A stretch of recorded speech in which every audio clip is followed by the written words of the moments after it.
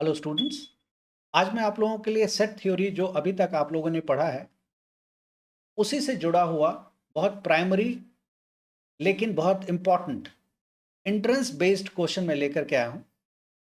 ये क्वेश्चन दरअसल आईआईटी मद्रास का जो बीएस इन डेटा साइंस प्रोग्राम है उसके एंट्रेंस से जुड़ा हुआ है। ये इन क्वेश्चंस के लिए कर्टसी आईआईटी मद्रास है। ये उनका ड्यू क्रेडिट है जो मैं दे देना चाहता हूँ। ये मेरा मकसद इसको लेकर के सिर्फ और सिर्फ आपको बताना है कि किस तरह के सवाल का एक्सपेक्टेशन रहता है एंट्रेंस में। और ये बहुत ही एप्लीकेटिव प्रॉब्लम्स हैं। मतलब जो आपने पढ़ा है वो बहुत छोटी चीज़ें ही हम इसमें देखेंगे, लेकिन प्योरली एप्लीकेशन देखेंगे कि कैसे आप इंटरसेक्शन, यूनियन, डिफरेंसेस को आप समझते कैसे हैं। इसी के लिए ये सारे सवाल को मैंने ऑप्ट किया है। तो चलिए स्टार्ट करते हैं हम लोग। इसमें है given below is the set of students from Madras university. ये जो नीचे दे रखा है ये मद्रास यूनिवर्सिटी के स्टूडेंट्स हैं who are going to participate in स्क्रॉटर a sports fest organized by IIT Madras. ध्यान रखिएगा यहाँ पे दो चीज़ों का ध्यान रखना है आपको। Madras university is different than IIT Madras. मतलब दो अलग अलग संस्थान है, आप ऐसे समझ लीजिए। तो ये जो स्टूडेंट्स हैं ना, ये आप समझ लीजिए कि ये स्टूडेंट्स हैं आईआईटी मद्रास के, सॉरी मद्रास यूनिवर्सिटी के। मद्रास यूनिवर्सिटी के ये सारे स्टूडेंट्स हैं और ये मेरे ख्याल से 15 स्टूडेंट हैं, 15 स्टूडेंट्स हैं। और ये 15 स्टूडेंट मद्रास यूनिवर्सिटी को रिप्रेजेंट करेंगे आईआईटी मद्रास के स्पोर्ट्स फेस्ट में। ठीक। Now these students are interested to play basketball, volleyball, basketball and cricket. But as there are only 15 students from Madras University, some of them are assigned to play more than one sport. देखिए ये जो players हैं ये सिर्फ 3 sport खेलेंगे, volleyball, basketball and cricket. लेकिन इतने player इनमें नहीं है। मान लीजिए कभी ऐसा हो कि अब आईआईटी मद्रास तो इनके हिसाब से स्पोर्ट नहीं रखेगी ना। अगर कभी ऐसा हो कि एक तरफ वॉलीबॉल चल रहा हो, दूसरी तरफ बास्केटबॉल चल रहा हो, तीसरी और तो चलिए दो ही स्पोर्ट लगा लेते हैं, दोनों चल रहा हो, तो कैसे खेलेंगे फिर ये, है ना।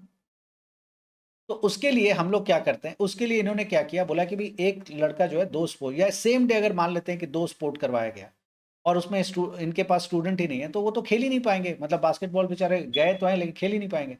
तो इसलिए इन्होंने ऐसे स्टूडेंट्स को भेजे हैं जो आप कह लीजिए मल्टी टैलेंटेड है या मल्टी स्पोर्ट्स टैलेंटेड है। तो उसमें उन्होंने कुछ स्टूडेंट सेलेक्ट किया कि भाई तुम ये सारे स्पोर्ट्स भी खेल लेना क्योंकि हमारे पास लोग कम है। तो ठीक है जी, उनको भेज दिया गया वहाँ।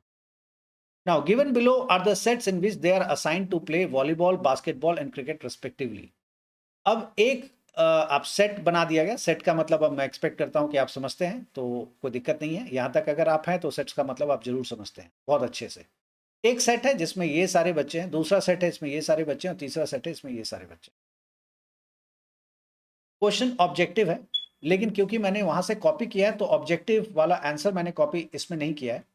तो मैं थोड़ा सा क्वेश्चन में ट्विस्ट इसमें दूंगा आपको, ट्विस्ट इन द सेंस कि थोड़ा चेंज लाऊंगा सो दैट कि क्वेश्चन को ऑब्जेक्टिव फॉर्म में, सॉरी सब्जेक्टिव फॉर्म में रखा जा सके। नाउ इसमें पूछा गया विच of the following sets represent students from Madras university who play both cricket and basketball. इसकी जगह मैं सवाल आपसे ये पूछता हूं जो कि कायदे से यही होगा कि नाउ which of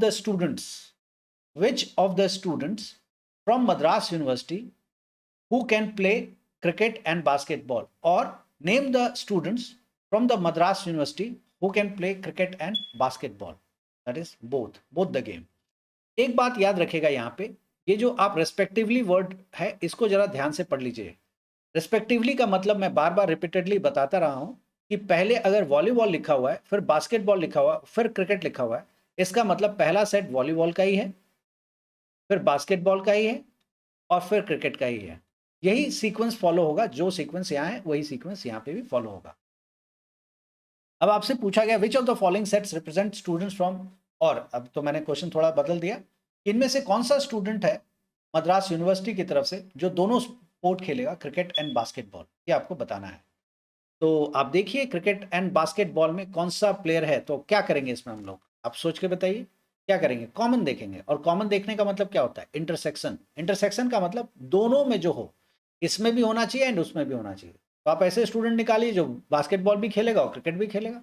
तो देखिए कोई है ऐसा, देखते हैं। चरण राकेश किरण चिदम्बरम बालाचंद्रा, चरण राकेश किरण चरण, चरण है देखिए, बास्केटबॉल और क्रिकेट वाला चरण है एक।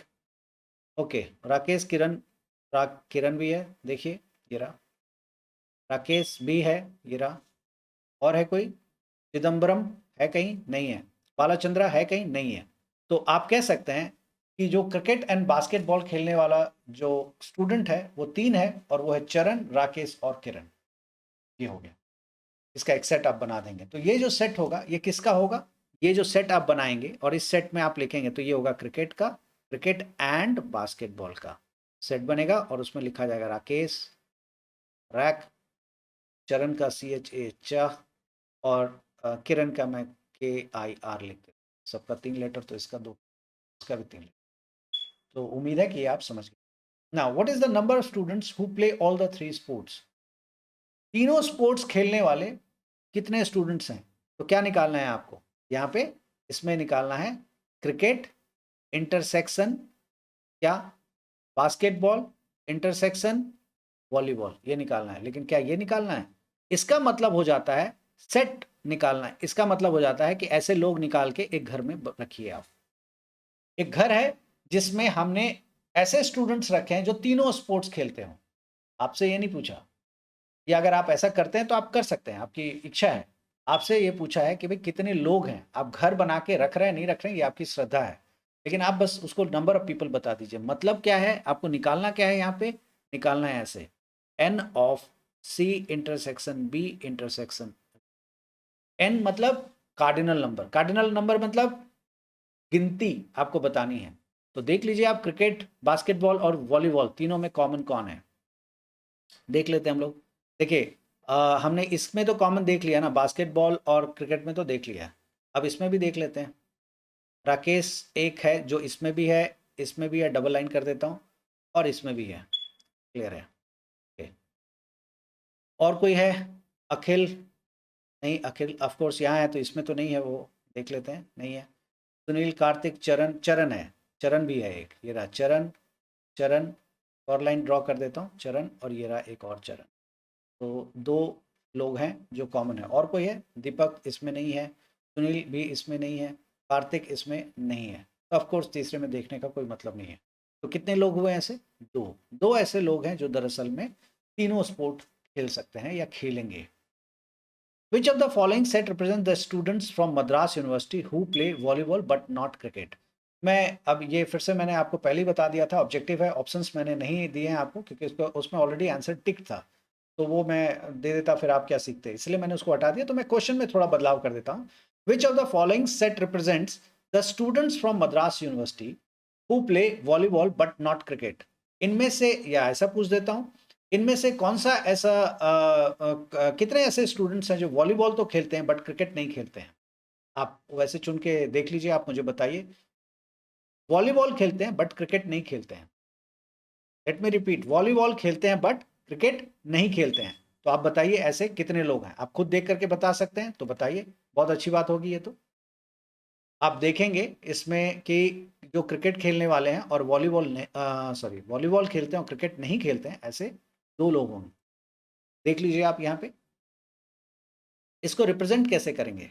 वॉलीबॉल बट नॉट क्रिकेट कैसे रिप्रेजेंट करेंगे? रिप्रेजेंटेशन ही अपने आप में इंपॉर्टेंट है। Volleyball but not cricket, cricket नहीं होना चाहिए।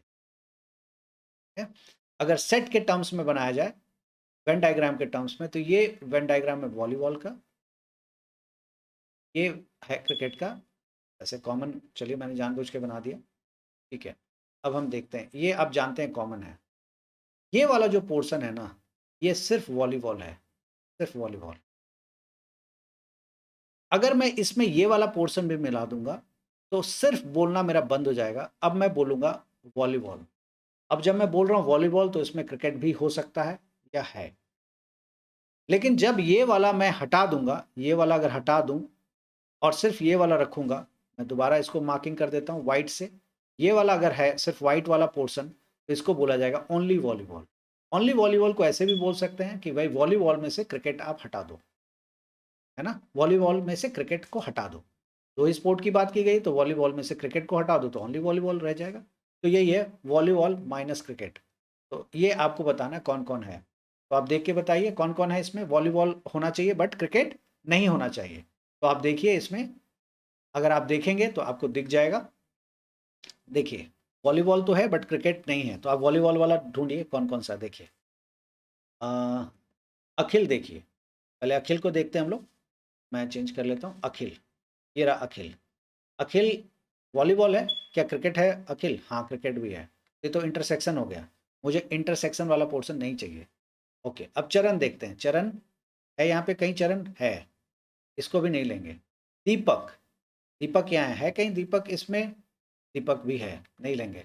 सुनील, सुनील यहाँ है, यहाँ कहीं है? दिख रहा है आपको सुनील?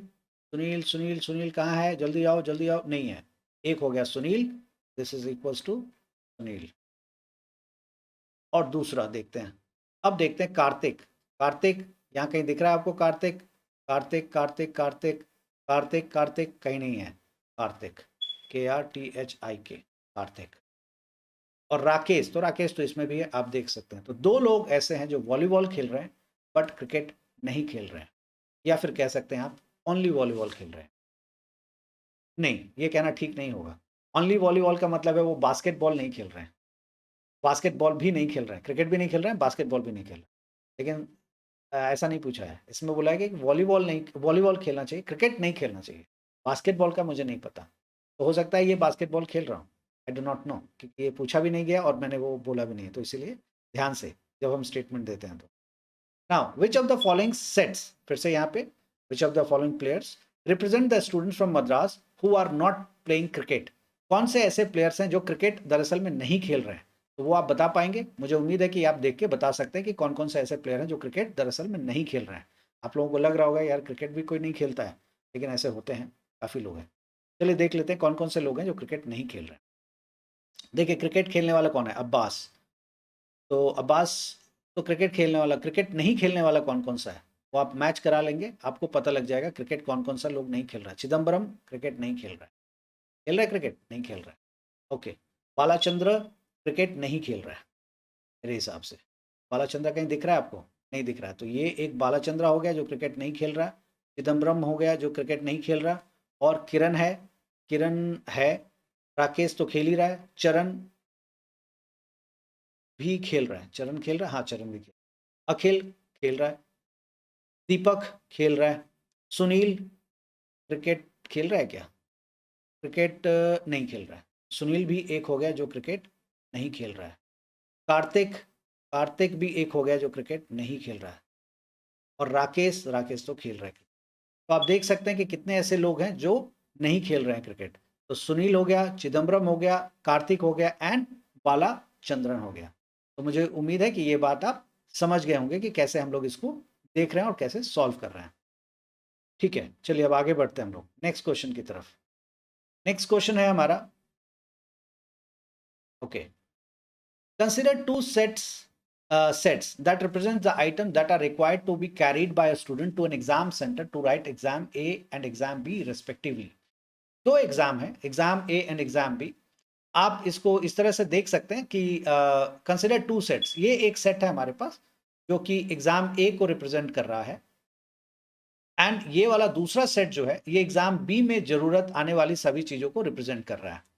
ये वाला जो दूसरा सेट है हमारे पास, ये एग्जाम बी में आने वाली सभी चीजों को रिप्रेजेंट कर रहा है। मैं लिख देता हूँ एग्जाम बी, और ये रहा एग्जाम ए में आने वाली सभी चीजों को रिप्रेजेंट कर रहा है। ठीक है, मतलब जब आप एग्जाम बी देने जाएंगे तो इस तरह के सभी सामान का जरूरत पड़ेगा, एग्जाम ए देने जाएंगे तो जो लिखा हुआ है उस तरह के सभी सामानों की जरूरत पड़ेगी। Now if exam A and B are going to be conducted simultaneously, then what are the items that are required to be carried by the student to the exam center? बोला गया है कि अगर दोनों को साइमल्टेनियसली एक साथ अगर एग्जाम को लिया जाए तो आपको बताना है कि बच्चे को एग्जाम सेंटर में क्या लेकर के जाना पड़ेगा। ठीक है, देखते हैं। तो क्या लेकर के जाएंगे अगर दोनों एग्जाम एक साथ कंडक्ट हो गया? मान लेते हैं एक एग्जाम मैथ्स का है और दूसरा एग्जाम स्टैटिस्टिक्स का है, ऐसा समझ लेते हैं। और दोनों एग्जाम अगर एक साथ कंडक्ट हो गया और दोनों एग्जाम में जरूरत आने वाली सामान कुछ इस तरह का लिस्ट ऑलरेडी है, एग्जाम ए एग्जाम बी। और लेकिन अगर दोनों एग्जाम एक साथ कंडक्ट हो जाए, मतलब ऐसा कि खत्म हो और फिर आप निकलना नहीं है आपको, और फिर वहीं पे एग्जाम बी आपको दे देना है। या मान लीजिए एक ही पेपर है, उसमें सेट ए और सेट बी के टर्म्स में दे दिया है, सेट ए में एग्जाम ए और सेट बी में एग्जाम बी है, ऐसा करके दे दिया है। तब आप क्या क्या लेकर के जाएंगे फिर आप? तो जाहिर सी बात है, तब आप लेकर के क्या जाएंगे? देखिए जो दोनों में काम आ जाएगा वही तो लेके जाएंगे ना। तो ए, अब मुझे नहीं पता कि यूनियन लगेगा या इंटरसेक्शन, देखते हैं अभी क्या लगेगा। तो एग्जाम ए में जाने वाली ले जाने वाली टिकट है, चीज़ें हैं हॉल टिकट, ठीक है। पहले हम कॉमन चीज़ को जरा मार्क कर लेते हैं। हॉल टिकट इसके लिए भी चाहिए, इसके लिए भी चाहिए। तो हॉल टिकट आप क्या दो लेकर के जाएंगे? ऑफ कोर्स नहीं, एक लेकर के जाएंगे, उसी से आपका काम हो जाएगा। तो हॉल टिकट एक हो गया। पेन, क्या एग्जाम ए में लिखने के लिए अलग, एग्जाम बी में लिखने के लिए अलग? अगर पेन है तो आप अलग लेके एटलीस्ट नहीं जाएंगे। तो ये रहा पेन, एक ही लेके जाएंगे आप। ये रहा पेन, खत्म। पेन, और इसमें पेन है, जरूरत ही नहीं है पेन की, ठीक है जी, लेकिन पेन तो चाहिए, क्योंकि पहले एग्जाम को आप कैसे लिखिएगा? क्योंकि पहले एग्जाम में जरूरत आपको पेन की है, तो पेन तो लेके जाना पड़ेगा, भले सेकंड में नहीं है लेकिन आपको जाना तो पड़ेगा ही, ठीक है। अब कैलकुलेटर, कैलकुलेटर कॉमन है क्या? नहीं है, लेकिन लेके तो जाना पड़ेगा, क्योंकि पहला एग्जाम मैं बिना कैलकुलेटर के कैसे दूंगा? क्योंकि उसकी तो ज़रूरत है, जो लिखी गई है वो ज़रूरत वाली चीज़ें हैं। कैलकुलेटर भी ले लिया जी। तो रूलर, अब रूलर देखते हैं क्या ज़रूरत है रूलर की? हाँ, दोनों में ज़रूरत है, तो और अच्छा एक ही लेके चले जाऊँगा तो काम हो जाएगा। Ruler, okay. पेंसिल की ज़रूरत इसमें भी है और पेंसिल की ज़रूरत इसमें भी है, तो ले लिया पेंसिल की ज़रूरत, दोनों में है। नेक्स्ट, कंपास लेना ही पड़ेगा, क्योंकि फर्स्ट वाले में नहीं है लेकिन सेकंड वाले में तो जरूरत पड़ेगी ना मुझे, तो हम लिखेंगे कंपास। उसके बाद इरेजर भी लिखेंगे और शार्पनर भी लिखेंगे। इरेजर भी लिखेंगे आप और शार्पनर भी लिखेंगे। क्यों लिखेंगे? क्योंकि भाई ये पहले में जरूरत नहीं पड़ेगी, दूसरे में तो पड़ेगी, तो आपको लेके तो जाना ही पड़ेगा वहां। फर्क ये हो गया कि जो एक चीज को आप दो बार अलग अलग टाइम पे लेके जाते, वो एक ही टाइम पे आप लेके चले गए। अब आप नोटिस करेंगे, अगर सेट का वीडियो अगर आपने मेरा देखा होगा, और वैसे भी अगर आप सेट को अच्छे से जानते हैं, तो आप पकड़ लेंगे कि क्या किया है मैंने, ये यूनियन किया है या इंटरसेक्शन।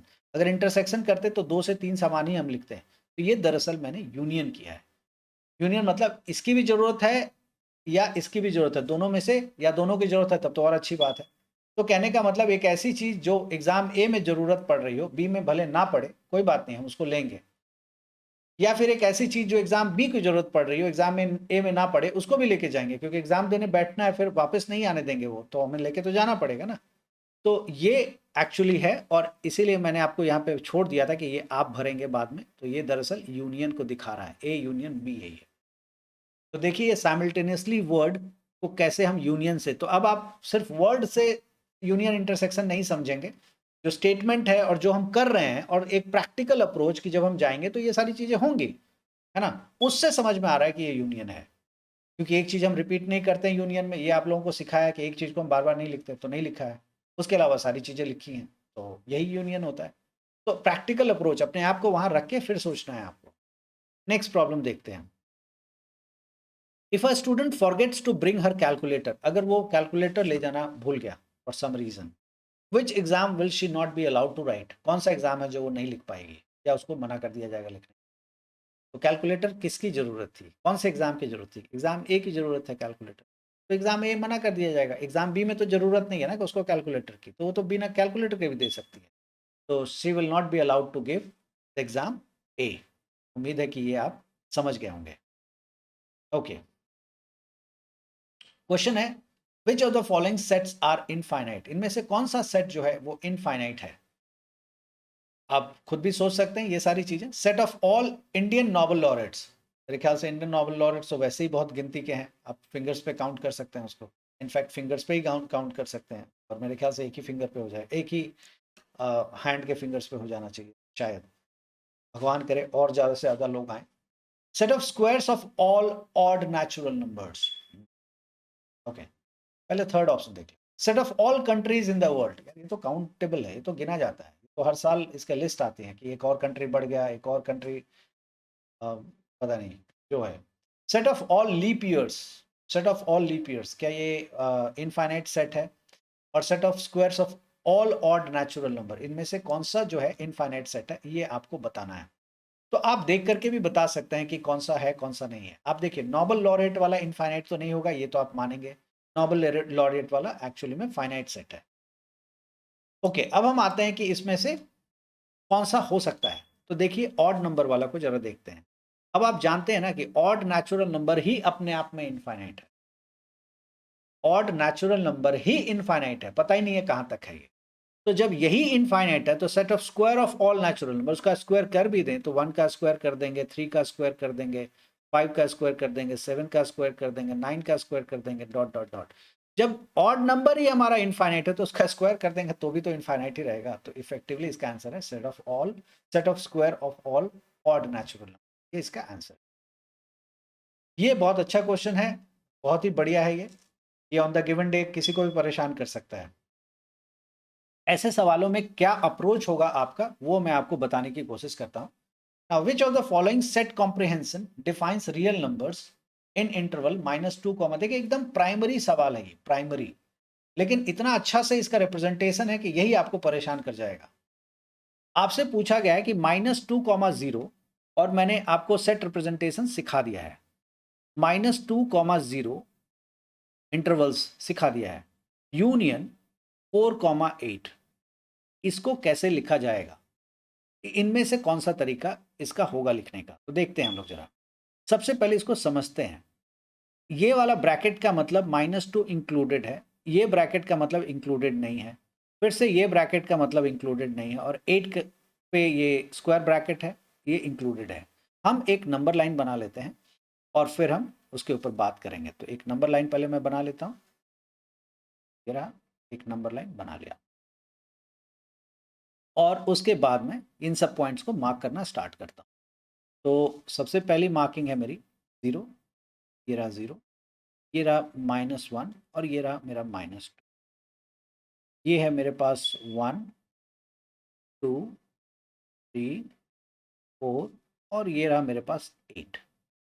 जरूरी नहीं है कि हम एग्जैक्ट डिफरेंस रखें, हमारा मकसद जो है वो। तो देखिए इसमें क्या बोला गया, बोला -2, 0, पहले हम देख लेते हैं कहाँ है। -2 इंक्लूडेड है तो इसको हम डार्क कर देते हैं, और यहाँ से लेके 0 तक तो हम डार्क नहीं करेंगे। अगर आप मेरे वीडियोस को देखेंगे तो बहुत साफ तरीके से मैंने ये सब बातें आपको बता रखी हैं। उसके बाद बोला गया 4 से लेके 8 तक, 4 को हमें डार्क नहीं करना है, और 8 तक जाएंगे और 8 को सर्कल करके डार्क कर दें। ठीक है, ये है। अगर आप नंबर लाइन पे देखेंगे तो बहुत आसानी से विजुअलाइज आप कर पाएंगे। अब हम चलते हैं एक एक करके ऑप्शंस पे। तो पहला ऑप्शन है all real number where R, मतलब ऑल आर, रियल नंबर नहीं बोलना चाहिए मुझे, आर, पहला ये वाला, इसको आर ही बोलेंगे। अब जाके वो रियल नंबर बने। सभी आर को आपको इकट्ठा कर लेना है, लेकिन अब उस आर के बारे में बताया, वो आर क्या है। वो आर जो है -2 से लेकर के 8 तक कुछ भी हो सकता है, लेकिन दोनों इंक्लूडेड है। देखते हैं, -2 से लेकर के 8 तक इंक्लूडेड, इक्वल टू का साइन भी है इसमें। तो अगर हम इसको ऐसे समझें तो ज़्यादा अच्छा रहेगा। ये रहा हमारा -2 और ये रहा 8। इस साइन का मतलब है इक्वल टू, मतलब आर की वैल्यू 8 से छोटी होगी, स्मॉलर देन 8 और इक्वल टू 8। तो मतलब इक्वल टू 8 के लिए हम लोग क्या करते हैं, इसको डार्क भी करते हैं। तो आर की वैल्यू जो है 8 से छोटी होगी, तो छोटी तो हम लेफ्ट साइड में देखेंगे ना, आर से छोटी। और क्या बोला जा रहा है, -2 से बड़ी होगी या उसके बराबर होगी। तो -2 ये रहा हमारे पास, इससे बड़ी होगी या इससे बराबर होगी, ये रहा।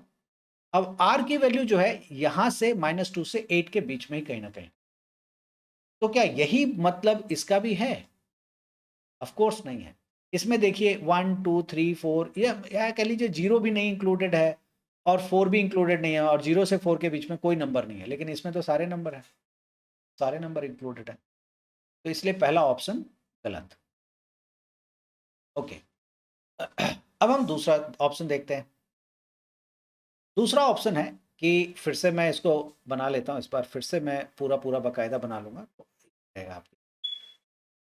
पूरा ही बना लिया मैंने, और एक और लाइन बना लेता हूँ सो दैट कि तो भी दिखाया जा सके वर्ड वाले को, और ज़रूरत पड़ेगी तो एक और बना ले। आई होप, एक तो डिस्कस कर ही दिया मैंने, 3 ही लाइन की जरूरत। ओके, तो अब मैं एक एक करके डिस्कस करता हूँ उसको। तो इसमें बोला गया सेकंड वाले ऑप्शन में है कि आर की वैल्यू 0 से छोटी है, तो पहले मैं मार्किंग तो कर लूँ। आर की वैल्यू 0 से छोटी है, 0 यहाँ पे मार्क कर लेता हूँ, जहाँ पे है वहीं पे रहेगी, आसान रहेगा। मेरा हमारे पास 8 और ये रहा 4, ठीक है। जो जो पॉइंट्स है वही मैंने मार्क किया। बोला गया आर की वैल्यू 0 से छोटी है और -2 से बड़ी है या उसके बराबर है। तो 0 से छोटी होने का मतलब इस पे सर्कल लगाएंगे और इससे लेफ्ट में जाएंगे, और -2 से बड़ी है या उसके बराबर है तो डार्क कर देंगे इसको और इसके राइट में जाएंगे। हाँ, ये वाला तो करीब करीब सेम ही है अभी। एंड मतलब ये भी है एंड दूसरा वाला भी है। तो देखते हैं क्या है। आर की वैल्यू बोला गया 8 से छोटी है या उसके बराबर और 4 से बड़ी है, उसके बराबर नहीं है। तो 4 से बड़ी है तो मतलब सर्कल को डार्क नहीं करने वाली, ठीक है। ओके, अब हम थर्ड ऑप्शन की तरफ आते हैं, लेकिन इसमें बोला गया एंड है। ये एंड का मतलब ये भी होगा एंड ये भी होगा, दोनों होना मैंडेटरी है, ऑप्शनल नहीं है, मैंडेटरी है। ओके, ठीक है। थर्ड वाला ऑप्शन है हमारे पास, सेम है, डिट्टो है, लेकिन आप देखिए थर्ड वाला ऑप्शन जो है हमारे पास बिल्कुल एक जैसा ही है, बिल्कुल ये और ये देखिए आप बिल्कुल एक है। फर्क ये है कि यहाँ और है, तो मैं नहीं बोल रहा हूँ, मतलब उसको अलग से नहीं बना रहा हूँ, और वर्ड बस बोल रहा हूँ। इसमें और है, इसमें एंड है। अब मैं फोर्थ वाला ड्रॉ करता हूँ, तो सेम वही है, इसमें फोर्थ वाले के लिए भी हम वही कॉन्सेप्ट का यूज करेंगे। ये रहा हमारा 0, ये रहा हमारा -2। अब बोला गया कि आर की वैल्यू 0 से छोटी या उसके बराबर है, तो ये रहा 0 से छोटी या उसके बराबर, और -2 से बड़ी या उसके बराबर है, तो ये रहा। ये तो गलत हो गया, आप देख सकते हैं गलत हो गया। क्यों? क्योंकि जीरो नहीं होनी चाहिए थी ना, ये क्वेश्चन के हिसाब से मैंने बना रखा था, जीरो नहीं होनी चाहिए थी, यहाँ तो जीरो ले लिया, तो यही गलत हो गया। तो फोर्थ वाला गलत है, फर्स्ट वाला आपको वैसे ही दिखा दिया था गलत है। अब आते हैं सेकंड और थर्ड, इसी पे तो मारपीट है ना। सेकंड और थर्ड, सेकंड वाला देखिए गलत है। मैं कलर चेंज, सेकंड वाला गलत है, थर्ड वाला सही है। अगर आप जानना चाहते हैं क्यों, तो मेरे पुराने वीडियोस को देखिए, आपको आंसर मिल जाएगा। मैं बता देता हूँ, घबराइए मत। यूनियन का मतलब मैं बार बार बताता हूँ, और यूनियन इंटरसेक्शन के दौरान भी बताया है। ए यूनियन बी का मतलब होता है आइदर दिस और दिस, या तो आप ये चूज करेंगे या तो ये, या तो आप दोनों चाहें तो चूज कर सकते हैं, ऑप्शनल है आपके पास। एंड का मतलब होता है ये भी होगा एंड ये भी होगा, दोनों होगा, मैंडेटरी है इस केस में, पिछले वाले में ऑप्शनल है। आप देखिए क्या बोला गया है, और क्वेश्चन में क्या है, देखिए यूनियन है। यूनियन, यूनियन का मतलब क्या होता है, और, ओ आर, और इंग्लिश वाला और है, तो इसीलिए और वाला ऑप्शन सही है। अदरवाइज दोनों का ग्राफिंग बिल्कुल सेम है, और ये वैसा ही है जैसा क्वेश्चन का ग्राफिंग है। ये वाला क्वेश्चन को नंबर लाइन पे मैंने प्लॉट किया है, क्वेश्चन को नंबर लाइन पे प्लॉट किया है, और उसके बाद आंसर्स का प्लॉटिंग है ये। तो देखिए ये और ये बिल्कुल डिट्टो है, सेम प्लॉटिंग है। फर्क ये है कि एंड वाले में मुझे मजबूर किया जा रहा है कि ये भी लेना है, ये भी लेना है, दोनों लेना है, और एंड और वाले में कह रहा है भाई आपकी मर्जी है, ये भी ले लीजिए या फिर ये ले लीजिए, दोनों की जरूरत अगर है तो लीजिए, अगर आप ले पाए तो इसीलिए थर्ड वाला ऑप्शन इसका सही है। मुझे विश्वास है कि ये आपको समझ में आ रहा होगा।